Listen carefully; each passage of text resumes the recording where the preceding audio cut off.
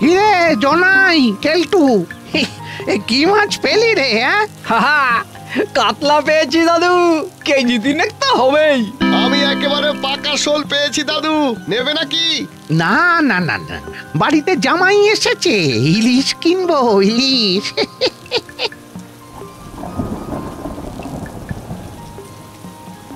সত্যি ভাই, যতই কাতলা আর শোল ধরি না কেন, বাজারে ইলিশের কদরই আলাদা।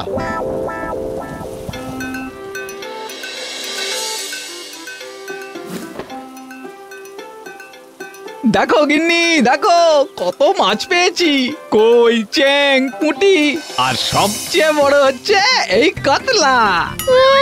এমন ভাব করছো যেন ইলিশ ধরে এনেছো। এইসব খেয়ে খেয়ে মুখে অরুচি ধরে গেল গো।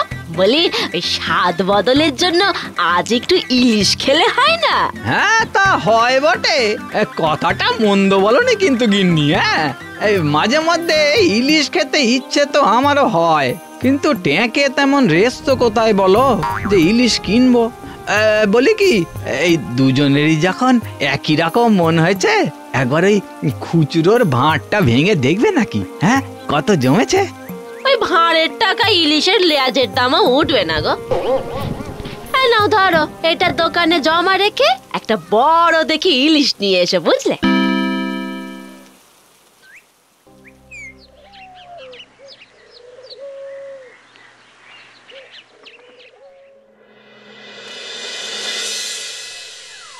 নিয়ে যান দাদা, নিয়ে যান, মাত্র 4000 টাকা কিলো।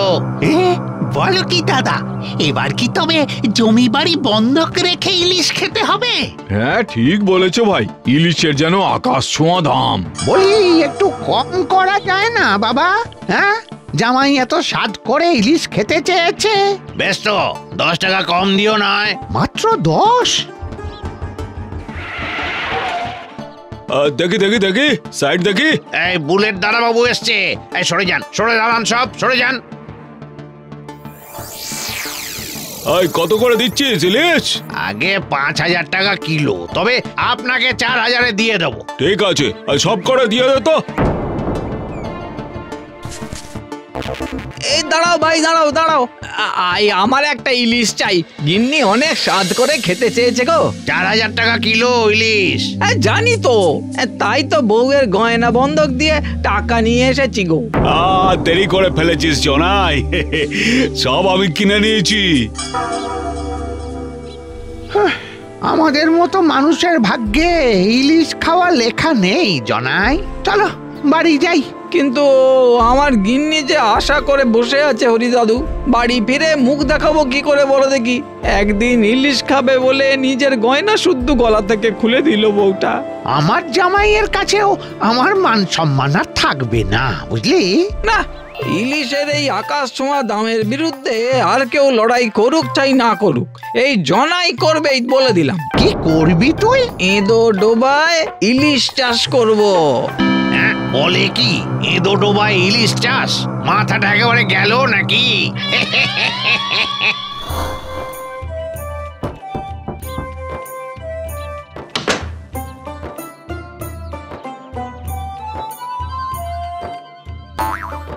বলছিস কি জনাই, এঁদো পুকুরে ইলিশ চাষ? একদম ঠিক বলছি কেলটু, ইলিশকে আমাদের মতন গরিব মানুষের বাড়িতে পৌঁছে দেওয়ার জন্য আমাদের ইলিশ চাষ করতে হবে। কিন্তু ইলিশ যে সাগরে আর নদীতে থাকে, আমাদের গ্রামে তো দুটোর একটাও নেই। ওই জল ছাড়া ইলিশ বাঁচবে না রে। ও তাহলে কি কোনোদিনও আর ইলিশ মাছ আমরা খেতে পারবো না রে কেলটু? এইরকম হা হুতাশ করে আর বড় লোকদের খাবারে নজর দিয়ে জীবনটা কেটে যাবে। একটা কাজ করা যায়, আমরা যদি এঁদো পুকুরের জল ছেঁচে তুলে দিয়ে তাতে নদী বা সাগরের জল ঢেলে দিই। হ্যাঁ, তাহলে ইলিশ ওই জলে বাঁচতে পারবে। হ্যাঁ, এত বড় একটা কাজের জন্য আমাদের কিন্তু লাগবে গ্রামবাসীদের সাহায্য, বুঝলি? চল আজ যাই, সবার বাড়িতে বাড়িতে গিয়ে বলি আর তাদের সাহায্য চাই। হ্যাঁ হ্যাঁ, চল চল চল চল। হ্যাঁ, এই আমাদের গ্রামে তো আর আমাদের মতন গরিব মানুষের অভাব নেই, আর সবারই কখনো না কখনো ঠিকই ইচ্ছে হয় ইলিশ খাওয়ার। তাই নিশ্চয়ই কেউ অরাজি হবে না, দেখিস।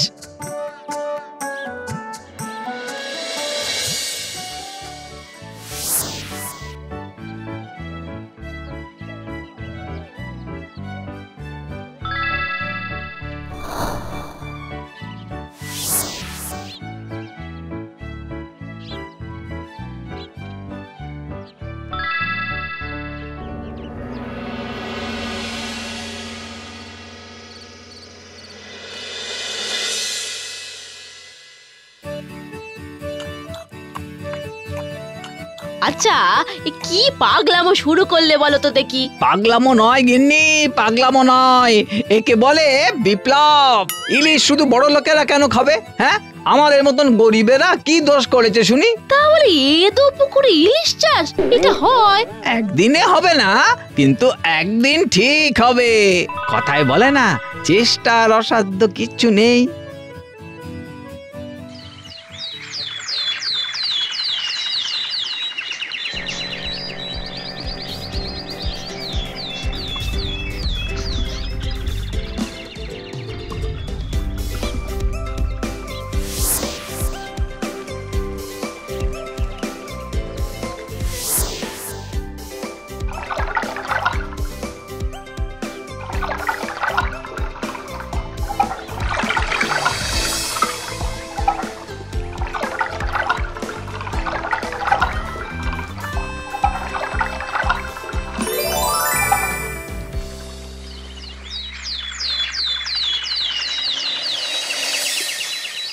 নে বাবা, নে নে নে নে নে, এবার ঠাকুর ঠাকুর করে ইলিশের বাচ্চাগুলো এই জলে ছেড়ে দে।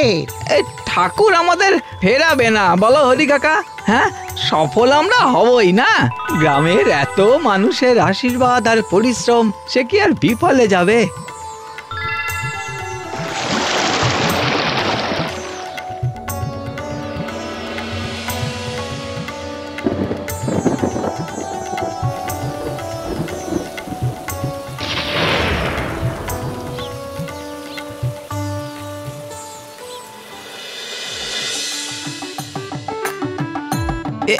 এ কি গিন্নি, এ আবার কি বরণ ডালা কেন? ও মা, আজ যে তুমি এদো পুকুরে ইলিশ ধরতে যাচ্ছ, শুভ কাজে বরণ করতে হয় না? আমাদের পাগলামোর তালে তাল মিলিয়ে গ্রামের সব পুকুরে ইলিশ চাষ শুরু হয়ে গেছে জানো। আজ বাজার ইলিশ মাছে ভরে যাবে, সবার ঘরে ইলিশ ঢুকবে। হ্যাঁ,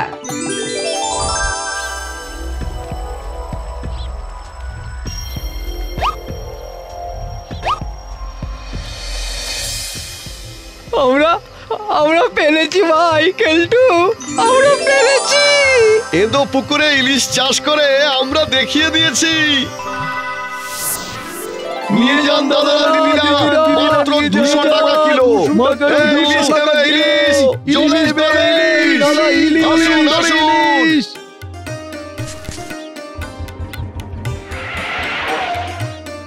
কি সবাই ইলিশ কিনছে? হ্যাঁ, রাতারাতি সবার পকেটে এত পয়সা এলো কোথা থেকে? মানুষ বড়লোক হয়নি গো বুলেট দাদা, ইলিশ মাছ সস্তা হয়ে গেছে। এই নাও। আরো লাগলে বলো, দিয়ে আসবো। আমি তো এখন এদো পুকুরে ইলিশ চাষ করছি গো।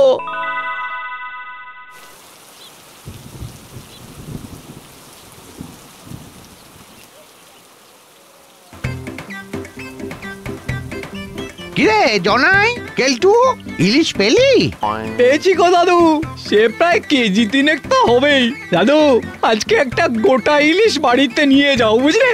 সস্তায় ইলিশও পেলে আমার বাড়ির লোকও খুশি হবে। হ্যাঁ, কিনবে নাকি? না রে, বাড়িতে জামাই এসেছে, কাতলা কিনবো।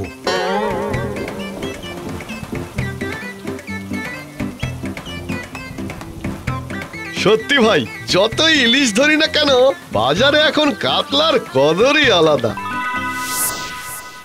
গিন্নি, ও গিন্নি, আরে দেখো দেখো গিন্নি, কত ইলিশ পেয়েছি। হ্যাঁ, যত রকম ভাবে পারো রেঁধে খাও।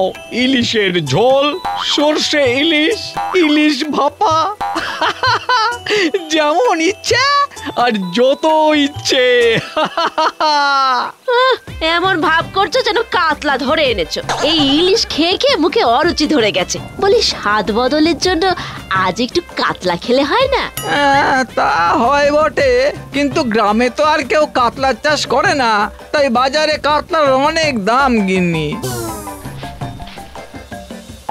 আগে ঘটে যাওয়া ঘটনাগুলো আবার ঘটছে, তবে এবার ইলিশের বদলে কাতলা।